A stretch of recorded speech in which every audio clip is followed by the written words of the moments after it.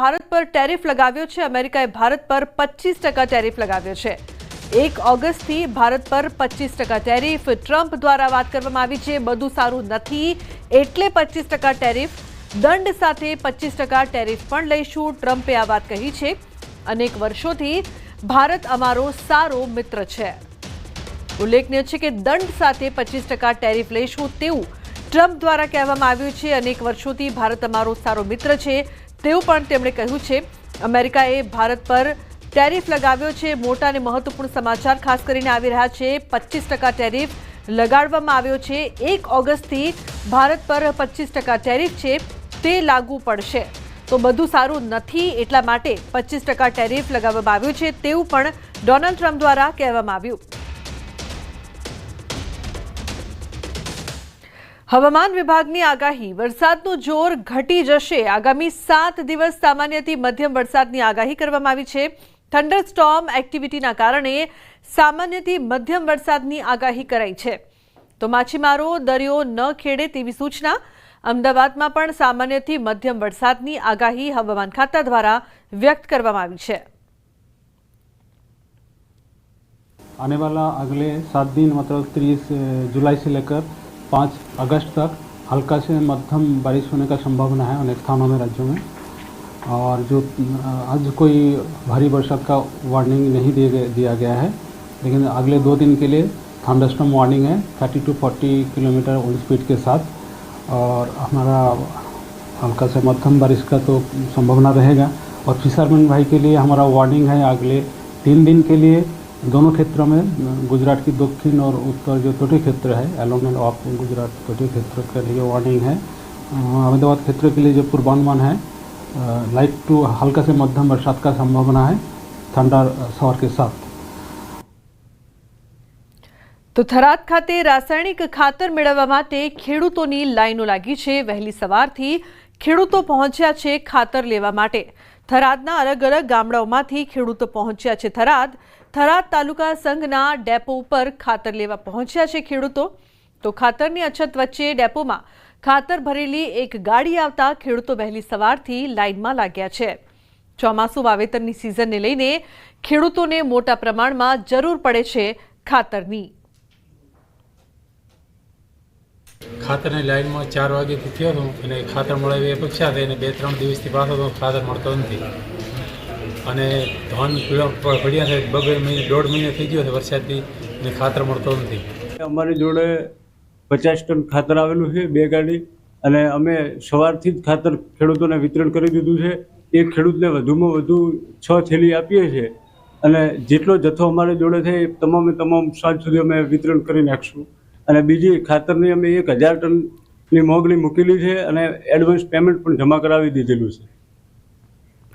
તો રાજકોટમાં એનપીકે ખાતરમાં 50 કિલોની થેલીએ 130 રૂપિયાનો વધારો થવાનો મામલો ત્રંબા ગામના આગેવાનો અને ખેડૂતોએ વ્યક્ત કર્યો છે આક્રોશ। 1720 રૂપિયાની એનપીકેની થેલી હવે 1850ની થઈ ગઈ છે। ખેડૂતોએ કહ્યું છે કે તેમના જ પાકના ભાવ જ્યારે વેચવા જાય છે ત્યારે ઓછા મળે છે। પહેલા જે ખેતરમાં 20,000 રૂપિયાનું ખાતર જોઈતું હતું તે કિંમત હવે વધુ ચૂકવવી પડશે। ખેડૂતો માટે ખેતી મુશ્કેલ બની રહી છે। વર્ષમાં 2 વખત ખાતરની જરૂર પડતી હોય છે। તો ચોમાસુ પાકમાં પણ ખાસ એનપીકે ખાતરની જરૂર પડતી હોય છે। ઉનાળુ ખેત પાકનું વાવેતરમાં પણ ખાસ એનપીકે ખાતરની જરૂર પડતી હોય છે। 350 થી 400 રૂપિયાનો વધારો કર્યો છે, જે ખેડૂત ઉપર અત્યંત આર્થિક બોજા સમાન કહેવાય। એક તો આ મોંઘવારી, ખેત ઉત્પાદનમાં દવાની પણ મોંઘવારી છે, દવામાં પણ એટલી મોંઘી થઈ ગઈ છે અને સામે સરકાર પણ જો આવી જ રીતે ખાતરમાં ભાવ વધારો કરવામાં આવશે તો બરોબર ખેતીને આની અસર થશે। ભાવ વધારા કરે નાખે છે અને 2,000 હપ્તા નાખે છે કે અમે વાપરીએ છીએ 2,000 ખેડૂત આમાં હું ભાવ ખેતરમાં નાખે છે ખાતરમાં વધારે। જે વસ્તુમાં વાવેતર થાય ને એમાં ખાતર યુરિયા, એનપી, ડીએપી ત્રણેય ખાતર જોઈએ।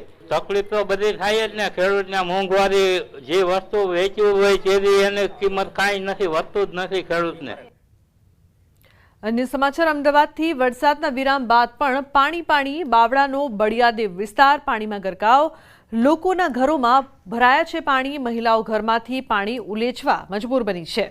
ઘરમાં પાણી ભરતા ઘરવખરીને પણ નુકસાન થઈ રહ્યું છે। રસોઈ અને પીવા માટે પણ પાણી નથી જોવા મળી રહ્યું। ખાવાનું પીવાનું આ એક રૂમ છે, એમાં બધા રહેશે એક જ રૂમમાં 5 નાના નાના બચ્ચા છે. હા, 2 ગાયો છે, ભેંસો છે, એ બધું તો બહાર મૂકી આવ્યા જઈને. કમ્પ્લેન કરી પણ કોઈ સાંભળતું નથી. વોટ દેવાના હોય ને તો જલ્દી અમને આ વોટ આપો.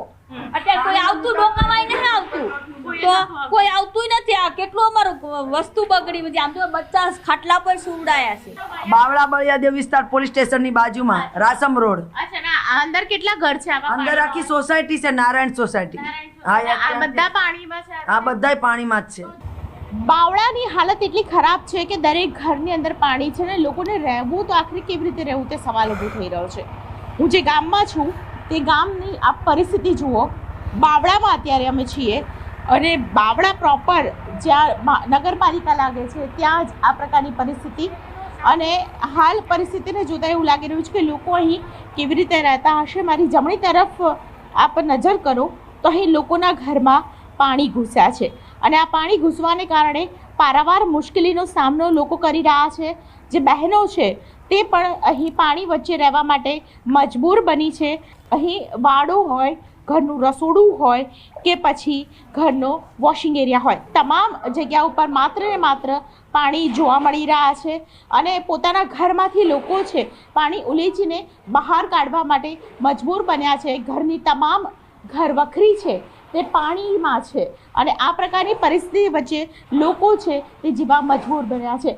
રસોડું હું આપને બતાવી રહી છું અને અંદર તરફ જવાનો પણ એક પ્રયત્ન કરી રહી છું, કારણ કે અત્યારે પરિસ્થિતિ એવી છે કે પાણીને કારણે આખું ઘર છે તે પાણીમાં ડૂબી ગયું છે. ઘણા બધા લોકો છે, ઘરની મહિલાઓ છે, પાણી ઉલીચીને થાકી ગઈ છે, પરંતુ તંત્રની કોઈ પણ મદદ હજુ સુધી નથી પહોંચી. છેલ્લા 4 દિવસથી આ પ્રકારની પરિસ્થિતિ છે. જો કે ઘણા બધા એરિયા એવા પણ છે કે લોકોએ પાણી એટલા છે કે લોકોએ છત પર રહેવાની પણ ફરજ પડી છે. કેમેરા પર્સન અમિત શર્મા સાથે દીપિકા ખુમાર, ન્યૂઝ 18 ગુજરાતી, અમદાવાદ જિલ્લો, બાવળા તાલુકો. આ તરફ બાવળા પંથકમાં વરસાદના વિરામ બાદ પણ જળબંબાકારની સ્થિતિ છે. બાવળા તાલુકામાં આવેલા રૂપાલ ગામમાં ચોતરફ પાણીનો પહેરો છે. પાણીના ઉકેલ માટે કોઈ ઉપાય નથી. છેલ્લા 4 દિવસથી લોકો પાણીમાં રહેવા મજબૂર બન્યા છે. રૂપાલના 10 ઘરના લોકોને સ્થળાંતર કરવાની ફરજ પડી છે. તો 4 દિવસથી ઘરમાં પાણી હોવાથી આખરે પરિવારોએ ગામના ઊંચાઈવાળા વિસ્તારમાં રહેવા જતા રહ્યા છે. મકાન પાણીમાં છે અને અમારી બાજુ પાણી નતું. આ 2 વર્ષથી બહુ પાણી છોડે છે. અમારે ઘરની બાજુમાં અમારે પાણી છે. અમારે તે તકલીફ તો અમારે બહુ જ છે. એટલે અનાજ બધું પલળી ગયું. અનાજ બધું પલળી ગયું. તો રહેવા ક્યાં રહો છો? ધાબા પર? ધાબા પર બીજાના ઘરમાં લઈ ગયા છે. બિચારા દયા ખાઈને એમના ઘરમાં રહ્યા છે. અત્યારે હાલની પોઝિશન એમને ઘર આવા છે કે જેમાં 6, 7, 10 ઘર છે આ બાજુ. 10 ઘર? હા, 10 ઘર છે આ બાજુ. હા, આમાં તો 10-15 ઘર છે. 10-15 ઘર છે. તો આ પાણી બાજુ જે 10-15 ઘર છે એ જ પાણીમાં છે. તો અન્ય મહત્વપૂર્ણ સમાચારની વાત કરીએ. સાબરકાંઠા અને અરવલ્લી જિલ્લામાં કુલ 12 જેટલા જળાશય આવેલા છે. ઉપરવાસમાં અવિરત વરસાદને લઈને જળાશયોમાં પાણીની આવક વધી છે. મોટાભાગના જળાશયો આ વર્ષે 70થી 100% ભરાવાની તૈયારીમાં છે. જિલ્લામાં સારો વરસાદ પડતા અને જળાશયો ભરાતા ખેડૂતોમાં ખુશીનો માહોલ છવાયો છે. આવનારા સિઝનમાં ખેડૂતોને સિંચાઈ માટે પૂરતું પાણી મળી રહેશે. હાથમતી ડેમ જે ખરો એ આપણો અનગેટેડ ડેમ છે અને ઉપરવાસમાં ભારે વરસાદની સંભાવના છે અને સતત જો ઇનફ્લો ચાલુ રહેશે તો લગભગ શક્યતાઓ છે કે ઓવરફ્લો થશે હાથમતી ડેમ આ વખતે.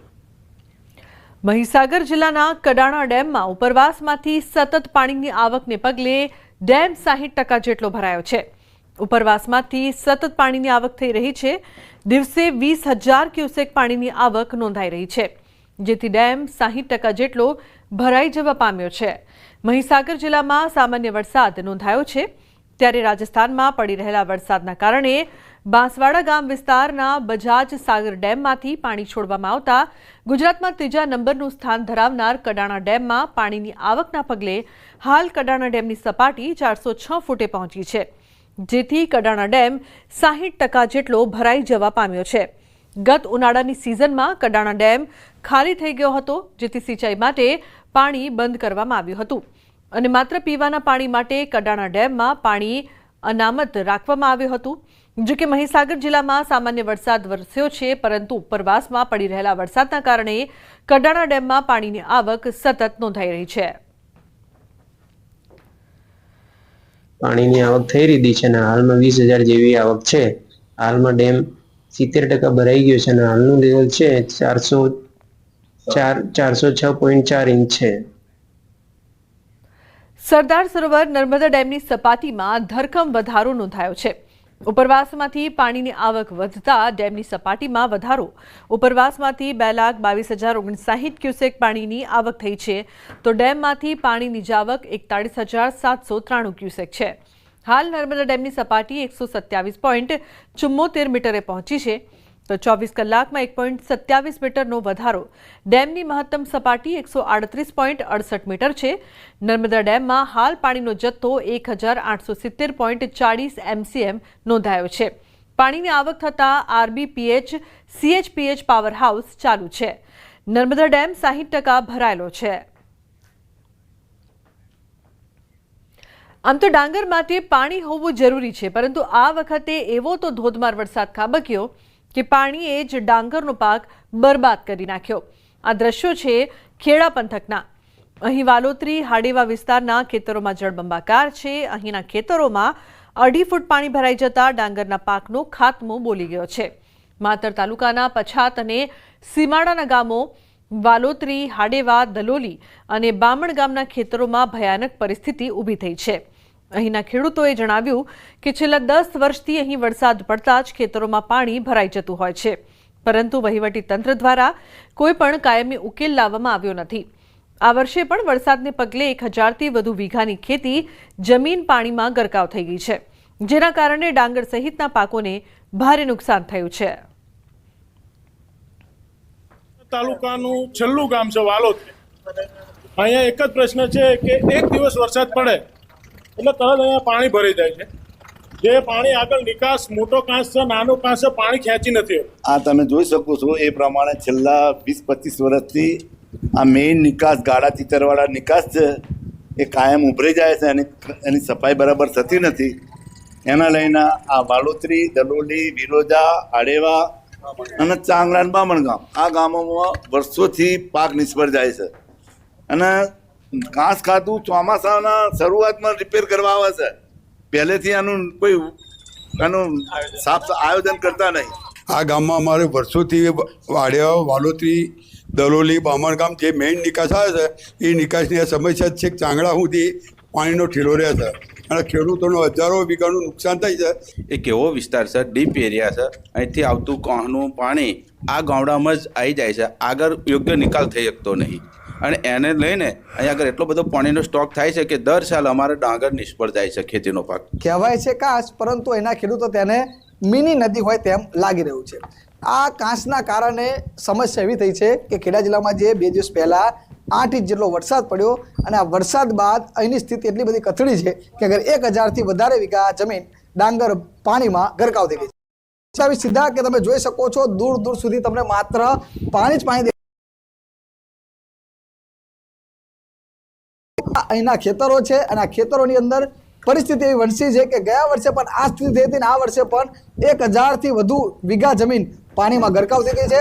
ખેડૂતોનું કહેવું છે કે તેઓએ વીઘા દીઠ 10,000થી 15,000 રૂપિયા ખર્ચો કર્યો હતો અને આ ખર્ચો કરીને ડાંગરનું વાવેતર કર્યું હતું, પરંતુ વરસાદના અને આ કાંસનું પાણી એટલું બધું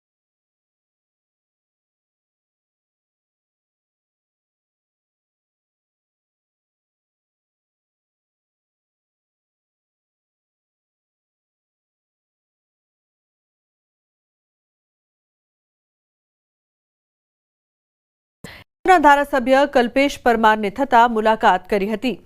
તમામ ખેડૂતોની રજૂઆતો સાંભળી સમગ્ર વિસ્તારનું નિરીક્ષણ કર્યું હતું. તાત્કાલિક પાણીનો નિકાલ થાય તે માટે માર્ગ અને મકાન વિભાગના અધિકારીઓને સૂચન કર્યું હતું.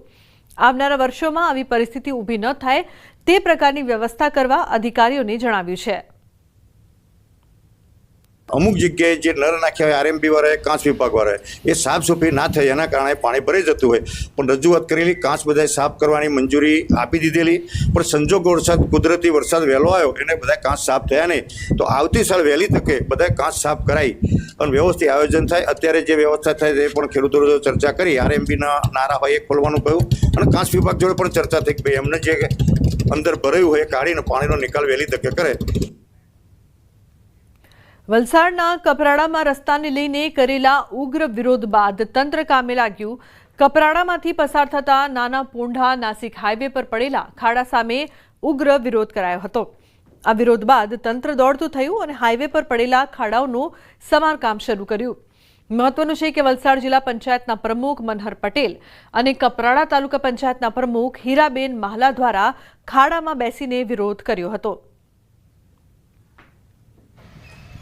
અત્યારે આપણી સાથે કપરાડા તાલુકા પંચાયતના પ્રમુખ સાથે છે, એમની સાથે સીધી વાત કરીએ. બેન, કાલે શું બનેલું અને શું એક્શન લેવાયા છે? પછી આ નેશનલ હાઈવે 848 ઉપર ભારે વરસાદને કારણે ખાડા પડ્યા હતા, જેના થકી અમે નેશનલ હાઈવે ઓથોરિટીના અધિકારીઓને ફોન કરીને જાણ કરી, પરંતુ અમને સંતોષકારક જવાબ ન મળવાથી ગઈકાલે અમે એનો વિરોધ કર્યો અને ત્યાર પછી નેશનલ હાઈવે ઓથોરિટીના અધિકારી જાગ્યા અને સાંજે 4 વાગ્યાથી આ કામ ખાડા પૂરવાનું કામ ચાલુ કરી દેવામાં આવ્યું.